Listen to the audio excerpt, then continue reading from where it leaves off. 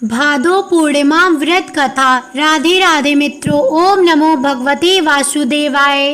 आप सभी को भाद्रपद पूर्णिमा की ढेरों शुभकामनाएं। आप सभी पर भगवान भोलेनाथ की कृपा सदा बनी रहे। आइए सुनते हैं भादो पूर्णिमा व्रत कथा। इसी मंगल कामना के साथ आज की वीडियो का शुभारंभ करती हूँ। आज भादो मास की पूर्णिमा तिथि है, तो आज मैं आप सभी को सुनाने जा रही हूँ भादो पूर्णिमा की दुर्लभ कथा, जिसे स्वयं भगवान श्री कृष्ण ने मैया यशोदा को सुनाया था, जिसे सुनने मात्र से सभी कामनाएं पूरी होती हैं और घर में सुख समृद्धि बनी रहती है। द्वापर युग में एक समय की बात है कि यशोदा मैया जी ने भगवान श्री कृष्ण से कहा, हे कृष्ण, तुम सारे संसार के उत्पन्न करता, पोषक तथा उसके संहार करता हो।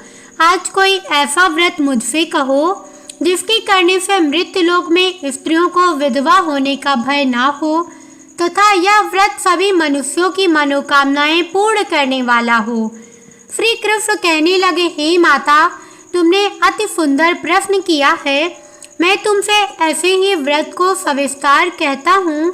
सौभाग्य की प्राप्ति के लिए स्त्रियों को 32 पूर्णमासियों का व्रत करना चाहिए। इस व्रत के करने से स्त्रियों को सौभाग्य संपत्ति मिलती है। यह व्रत अचल सौभाग्य देने वाला एवं भगवान शिव के प्रति मनुष्य मात्र की भक्ति को बढ़ाने वाला है। यशोदा जी कहने लगी, हे कृष्ण, सर्वप्रथम इस व्रत को मृत्युलोक में किसने किया था, इसके विषय में विस्तार पूर्वक मुझसे कहो। श्री कृष्ण जी कहने लगे कि इस भूमंडल पर एक अत्यंत प्रसिद्ध राजा चंद्रहास से पालित अनेक प्रकार के रत्नों से भरपूर कार्तिक नाम की एक नगरी थी। वहां पर धनेश्वर नाम का एक ब्राह्मण था और उसकी स्त्री अति सुशील और रूपवती थी। दोनों ही उस नगरी में बड़े प्रेम के साथ रहते थे। घर में धन धान्य आदि की कमी नहीं थी। उनको एक बड़ा दुख था कि उनके कोई संतान नहीं थी। इस दुख से वह अत्यंत दुखी रहते थे। एक समय एक बड़ा तपस्वी योगी उस नगरी में आया। वह योगी उस ब्राह्मण के घर को छोड़कर अन्य सब घरों में भिक्षा लाकर भोजन किया करता था।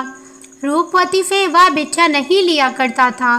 उस योगी ने एक दिन रूपवती से भिक्षा ना लेकर किसी अन्य घर से भिक्षा लेकर गंगा किनारे जाकर भी छात्र को प्रेम पूर्वक खा रहा था कि धनेश्वर ने योगी का यह सब कार्य किसी प्रकार से देख लिया। अपनी भिक्षा के अनादर से दुखी होकर धनेश्वर योगी से बोला, महात्मन, आप सब घरों से भिक्षा लेते हैं, परंतु मेरे घर की भिक्षा कभी भी नहीं लेते। इसका कारण क्या है? योगी ने कहा कि निसंतान के घर की भीख पतितों के अन्न के तुल्य नहीं होती है, और जो पतितों का अन्न खाता है वह भी पतित हो जाता है। चूँकि तुम निसंतान हो, अतः पतित हो जाने के भय से मैं तुम्हारे घर की भिक्षा नहीं लेता हूँ। धनेश्वर यह बात सुनकर अपने मन में बहुत दुखी हुआ और हाथ जोड़कर योगी के पैरों पर गिर पड़ा तथा आतिर भाव से कहने लगा, हे महाराज, यदि ऐसा है तो आप मुझको पुत्र प्राप्ति का उपाय बताइए। आप सर्वज्ञ हैं, मुझ पर अवश्य ही यह कृपा कीजिए। धन की मेरे घर में कोई कमी नहीं, परंतु मैं पुत्र ना होने के कारण अत्यंत दुखी हूँ। आप मेरे इस दुख का हरण करें। आप सामर्थ्यवान हैं। यह सुनकर योगी कहने लगे, हे ब्राह्मण, तुम चंडी की आराधना करो। घर जाकर उसने अपनी स्त्री से सब वृतांत कहा और स्वयं तप के निमित्त वन में चला गया। वन में जाकर उसने चंडी की उपासना की और उपासना किया। चंडी ने 16वें दिन उसको स्वप्न में दर्शन दिया और कहा, हे धनेश्वर, जा, तेरे पुत्र होगा, परंतु वह 16 वर्ष की आयु में ही मृत्यु को प्राप्त हो जाएगा। यदि तुम दोनों स्त्री पुरुष 32 पूर्णमासियों का व्रत विधि पूर्वक करोगे तो वह दीर्घायु होगा। जितनी तुम्हारी सामर्थ्य हो, आटे के दिए बनाकर शिव जी का पूजन करना, परंतु पूर्णमासी को 32 हो जाने चाहिए। प्रातःकाल होने पर इस स्थान के समीप ही तुम्हें एक आम का वृक्ष दिखाई देगा। उस पर तुम चढ़कर एक फल तोड़कर शीघ्र अपने घर ले जाना। अपनी स्त्री से सब वृतांत कहना। ऋतु स्नान के पश्चात वह स्वच्छ होकर भगवान शंकर जी का ध्यान करके उस फल को खा लेगी। तब शंकर भगवान की कृपा से उसको गर्भ हो जाएगा। जब वह ब्राह्मण प्रातःकाल उठा तो उसने उस स्थान के पास ही एक आम का वृक्ष देखा, जिस पर एक अत्यंत सुंदर आम का फल लगा हुआ था। उस ब्राह्मण ने उस आम के वृक्ष पर चढ़कर उस फल को तोड़ने का प्रयत्न किया, परंतु वृक्ष पर कई बार प्रयत्न करने पर भी वह न चढ़ पाया। तब तो उस ब्राह्मण को बहुत चिंता हुई और विघ्न विनाशक श्री गणेश जी की वंदना करने लगा। हे दयानिधे, अपने भक्तों के विघ्नों का नाश करके उनके मंगल कार्य को करने वाले, दुष्टों का नाश करने वाले, रिद्धि सिद्धि के देने वाले, आप मुझ पर कृपा करके इतना बल दें कि मैं अपने मनोरथ को पूर्ण कर सकूं। इस प्रकार गणेश जी की प्रार्थना करने पर उनकी कृपा से धनेश्वर वृक्ष पर चढ़ गया और उसने एक अति सुंदर आम का फल देखा। उसने विचार किया कि जो वरदान से फल मिला था वह यह है और कोई फल दिखाई नहीं देता।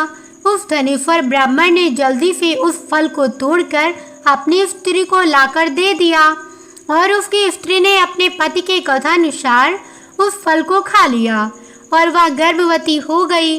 देवी जी की असीम कृपा से उसे एक अत्यंत सुंदर पुत्र उत्पन्न हुआ, जिसका नाम उन्होंने देवीदास रखा। माता पिता के हर्ष और शोक के साथ वह बालक शुक्ल पक्ष के चंद्रमा की भांति अपने पिता के घर में बढ़ने लगा। भवानी की कृपा से वह बालक बहुत ही सुंदर, सुशील और विद्या पढ़ने में बहुत ही निपुण हो गया। दुर्गा जी की आज्ञा अनुसार उसकी माता ने 32 पूर्णमासी का व्रत रखना प्रारंभ कर दिया था, जिससे उसका पुत्र बड़ी आयु वाला हो गया। 16वां वर्ष लगते ही देवीदास के माता पिता को बड़ी चिंता हो गई कि कहीं उनके पुत्र की इस वर्ष मृत्यु न हो जाए। इसलिए उन्होंने अपने मन में विचार किया कि यदि यह दुर्घटना उनके सामने हो गई तो वे कैसे सहन कर सकेंगे। उन्होंने देवीदास के मामा को बुलाया और कहा कि हमारी इच्छा है कि देवीदास 1 वर्ष तक काशी में जाकर विद्या अध्ययन करे और उसको अकेले भी नहीं छोड़ना चाहिए। इसलिए साथ में तुम चले जाओ और 1 वर्ष के पश्चात उसको वापस लौटा लाना। सब प्रबंध करके उसके माता पिता ने काशी जाने के लिए देवीदास को एक घोड़े पर बैठाकर उसके मामा को उसके साथ कर दिया, किंतु यह बात उसके मामा या किसी और से नहीं कही। धनेश्वर ने अपनी पत्नी के साथ अपने पुत्र की मंगल कामना तथा दीर्घायु के लिए भगवती दुर्गा की आराधना और पूर्णमासियों का व्रत करना आरंभ कर दिया। इस प्रकार बराबर 32 पूर्णमासी का व्रत पूरा किया। कुछ समय पश्चात एक दिन वह दोनों मामा और भांजा मार्ग में रात्रि बिताने के लिए किसी ग्राम में ठहरे हुए थे। उस गांव में एक ब्राह्मण की अत्यंत सुंदरी, सुशीला, विदुषी और गुणवती कन्या का विवाह होने वाला था। जिस धर्मशाला के अंदर वर और उसकी बारात ठहरी हुई थी, उसी धर्मशाला में देवीदास और उसके मामा भी ठहरे हुए थे। संयोगवश कन्या को तेल आदि चढ़ाकर मंडप आदि का कृत्य किया गया तो लग्न के समय वर को धनुर्वात हो गया। तत्पश्चात वर के पिता ने अपनी कुटुंबियों से परामर्श करके निश्चय किया कि यह देवीदास मेरे पुत्र जैसा ही सुंदर है, मैं इसके साथ ही लग्न करा दूं और बाद में विवाह के अन्य कार्य मेरे लड़के के साथ हो जाएंगे। ऐसा सोचकर वह देवीदास के मामा से जाकर बोला कि तुम थोड़ी देर के लिए अपने भांजे को हमें दे दो, जिससे विवाह के लग्न का सब कृत्य सुचारू रूप से हो सके। तब उसका मामा कहने लगा कि जो कुछ भी मधुपर्क आदि कन्यादान के समय वर को मिले वह सब हमें दे दिया जाए, तो मेरा भांजा इस बारात का दूल्हा बन जाएगा। यह बात वर के पिता के द्वारा स्वीकार कर ले जाने पर उसने अपने भांजा वर बनने को भेज दिया और उसके साथ सब विवाह कार्य रात्रि में विधि पूर्वक संपन्न हो गया। पत्नी के साथ वह भोजन न कर सका और अपने मन में सोचने लगा कि ना जाने यह कैसी स्त्री होगी। वह एकांत में इसी सोच में गरम निश्वास छोड़ने लगा तथा उसकी आंखों में आंसू भी आ गए। तब वधू ने पूछा कि क्या बात है, आप इतने उदासीन व दुखी क्यों हो रहे हैं। तब उसने सब बातें जो वर के पिता व उसके मामा भी हुई थी उसको बतला दी। तब कन्या कहने लगी कि यह ब्रह्म विवाह के विपरीत हो कैसे सकता है। देव ब्राह्मण और अग्नि के सामने मैंने आपको ही अपना पति बनाया है, इसलिए आप ही मेरे पति हैं। मैं आपकी ही पत्नी रहूंगी, किसी अन्य की कदापि नहीं। तब देवीदास ने कहा, ऐसा मत करिए, क्योंकि मेरी आयु बहुत थोड़ी है।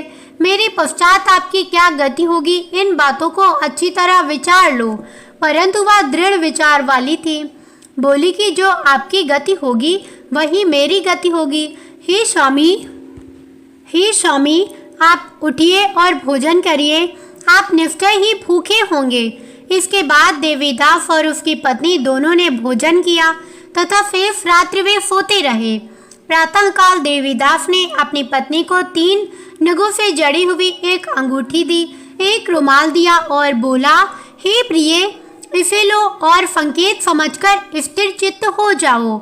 मेरा मरण और जीवन जानने के लिए एक पुष्प वाटिका बना लो, उसमें सुगंधित वाली एक नव मल्लिका लगा लो, उसको प्रतिदिन जल से सींचा करो और आनंद के साथ खेलो कूदो तथा उत्सव मनाओ। जिस समय और जिस दिन मेरा प्राणांत होगा ये फूल सूख जाएंगे और जब ये फिर हरे हो जाएं तो जान लेना कि मैं जीवित हूँ। यह बात निश्चय करके समझ लेना, इसमें कोई संशय नहीं है। यह समझाकर वह चला गया। प्रातःकाल होते ही वहां पर गाजे बाजे बजने लगे और जिस समय विवाह के कार्य समाप्त करने के लिए वर तथा सब बाराती मंडप में आए तो कन्या ने वर को भली प्रकार से देखकर अपने पिता से कहा कि यह मेरा पति नहीं है। मेरा पति वही है जिसके साथ रात्रि में मेरा पाणी ग्रहण हुआ था। इसके साथ मेरा विवाह नहीं हुआ है। यदि यह वही है तो बताए कि मैंने इसको क्या दिया। मधुपर्क और कन्यादान के समय जो मैंने भूषण आदि इन्हें दिए थे उन्हें दिखाएं। तब था रात में मैंने क्या गुप्त बातें कही थी वह सब सुनाए। पिता ने उसके कथनानुसार वर को बुलावाया। कन्या की यह सब बातें सुनकर वह कहने लगा कि मैं कुछ नहीं जानता। इसके पश्चात लज्जित होकर वहां से चला गया और सारी बारात भी अपमानित होकर वहां से लौट गई। भगवान श्री कृष्ण बोले, हे माता, इस प्रकार देवीदास काशी विद्या अध्ययन के लिए चला गया। जब कुछ समय बीत गया तो काल से प्रेरित होकर एक सर्प रात्रि के समय उसको डसने के लिए वहां पर आया। उस विषधर के प्रभाव से उसके शयन का स्थान चारों ओर से विष की ज्वाला से विषैला हो गया, परंतु व्रतराज के प्रभाव से उसको काटने ना पाया, क्योंकि पहले ही उसकी माता ने 32 पूर्णिमा का व्रत कर रखा था। इसके बाद मध्याह्न के समय स्वयं काल वहां पर आया और उसके शरीर से उसके प्राणों को निकालने का प्रयत्न करने लगा, जिससे वह मूर्छित होकर पृथ्वी पर गिर पड़ा। भगवान की कृपा से उसी समय पार्वती जी के साथ भगवान शंकर जी वहां पर आ गए। उसको मूर्छित दशा में देखकर माता पार्वती जी ने भगवान शंकर से प्रार्थना की कि हे महाराज, इस बालक की माता ने आप पहले 32 पूर्णिमा का व्रत किया था, जिसके प्रभाव से हे भगवान आपको इसको प्राणदान दें। भवानी के कहने पर भक्त वत्सल भगवान शिव जी ने उसको प्राणदान दे दिया। इस व्रत के प्रभाव से काल को भी पीछे हटना पड़ा और देवीदास स्वस्थ होकर बैठ गया। उधर उसकी स्त्री उसके काल की प्रतीक्षा किया करती थी। जब उसने देखा कि उस पुष्प वाटिका में पत्र पुष्प कुछ भी नहीं रहे तो उसको अत्यंत आश्चर्य हुआ और जब वह वैसे ही हरी भरी हो गई तत्पश्चात वह जान गई कि वह जीवित हो गए हैं। यह देखकर वह बहुत प्रसन्न मन से अपने पिता से कहने लगी कि पिताजी, मेरे पति जीवित हैं, आप उनको ढूंढिए। जब 16वां वर्ष व्यतीत हो गया तो देवीदास भी अपने मामा के साथ काशी से चल दिया। इधर उसके ससुर उसको ढूंढने के लिए अपने घर से जाने वाले ही थे कि वह दोनों मामा भांजा वहां पर आ गए। उसको आया देखकर उसका ससुर बड़ी प्रसन्नता के साथ अपने घर में ले आया। उस समय नगर के निवासी भी वहां इकट्ठे हो गए और सबने निश्चय किया कि अवश्य ही इसी बालक के साथ इस कन्या का विवाह हुआ था। उस बालक को जब कन्या ने देखा तो पहचान लिया और कहा कि यह तो वही है जो संकेत करके गया था। तदुपरांत सभी कहने लगे कि भला हुआ जो यह आ गया और सब नगरवासियों ने आनंद मनाया। कुछ दिन बाद देवीदास अपनी पत्नी और मामा के साथ अपने ससुर के घर से बहुत सा उपहार आदि लेकर अपने घर के लिए प्रस्थान किया। जब वह अपने गांव के निकट आ गया तो कई लोगों ने उसको देखकर उसके माता पिता को पहले ही जाकर खबर दे दी कि तुम्हारा पुत्र देवीदास अपनी पत्नी और मामा के साथ घर वापस आ रहा है। ऐसा समाचार सुनकर पहले तो उन्हें विश्वास ही नहीं हुआ, किंतु जब और लोगों ने भी आकर उनकी बात का समर्थन किया तो उनको बड़ा आश्चर्य हुआ। लेकिन थोड़ी देर में देवीदास ने आकर अपने माता पिता के चरणों में अपना सिर रखकर प्रणाम किया और उनकी पत्नी ने अपने सास ससुर के चरणों में स्पर्श किया तो माता पिता ने अपने पुत्र और पुत्र वधू को अपने हृदय से लगा लिया और दोनों की आंखों से प्रेम अश्रु बह चले। और पुत्र वधू के आने की खुशी में धनेश्वर ने बड़ा भारी उत्सव किया और ब्राह्मणों को भी बहुत सा धन दान दक्षिणा देकर प्रसन्न किया। श्री कृष्ण जी कहने लगे कि इस प्रकार धनेश्वर 32 पूर्णिमाओं के व्रत के प्रभाव से पुत्रवान हो गया। जो भी स्त्रियां इस व्रत को करती हैं वे जन्म जन्मांतर में वैधव्य का दुख नहीं भोगती और सदैव सौभाग्यवती रहती हैं। यह मेरा वचन है, इसमें कोई संदेह नहीं मानना। यह व्रत पुत्र पौत्रों को देने वाला तथा संपूर्ण मनोकामनाओं को पूर्ण करने वाला है। 32 पूर्णिमाओं का व्रत करने वाला है। 32 पूर्णिमाओं का व्रत करने से व्रती की सब इच्छाएं भगवान शिव जी की कृपा से पूर्ण हो जाती हैं। और अब सुनिए पूर्णिमा व्रत कथा की दूसरी कथा। पौराणिक कथा के अनुसार एक बार की बात है, किसी नगर में एक सेठ और सेठानी रहते थे। सेठानी प्रतिदिन श्री हरि भगवान विष्णु की पूरी श्रद्धा से पूजा अर्चना किया करती थी, लेकिन उसका पूजा करना उसके पति यानी सेठ को बिल्कुल भी पसंद नहीं था। इसी कारण सेठ ने एक दिन अपनी पत्नी को घर से निकाल दिया। घर से निकाले जाने के बाद सेठानी जंगल की तरफ निकल पड़ी। रास्ते में जाते समय सेठानी ने जंगल में 4 आदमी को देखा जो मिट्टी खोद रहे थे।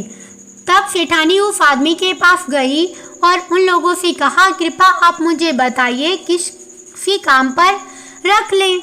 इसके बाद चारों आदमी ने सेठानी को नौकरी पर रख लिया। सेठानी के हाथ पांव बहुत ही कोमल थे, इस वजह से काम करते करते उसके हाथ पर छाले पड़ गए।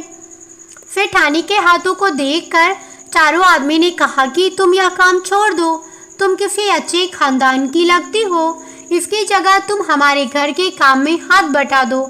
सेठानी इस काम के लिए भी राजी हो गई। फिर वे चारों आदमी सेठानी को अपने घर ले गए।